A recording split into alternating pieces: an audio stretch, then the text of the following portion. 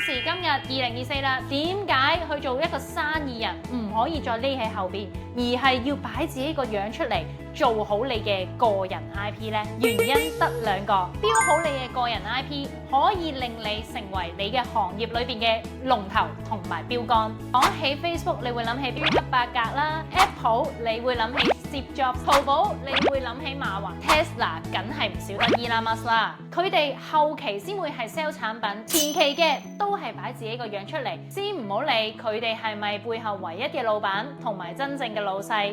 反而佢哋嘅 IP 就係可以打入佢哋嘅行頭，打入呢個市場嘅最快通道啦。第二啦，就係一個好嘅 IP 咧，其實係用戶嘅心智神器嚟㗎。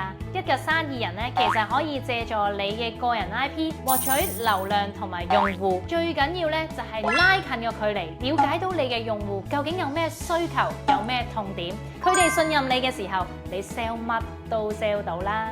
生意人老闆們，你點樣可以做好你嘅個人 IP， 從而變現去到你嘅產品同埋服務嘅話呢？歡迎你喺下邊留言俾我啦，我親自同你交流一下，睇下有咩可以幫到你做到你嘅 IP 變現啦。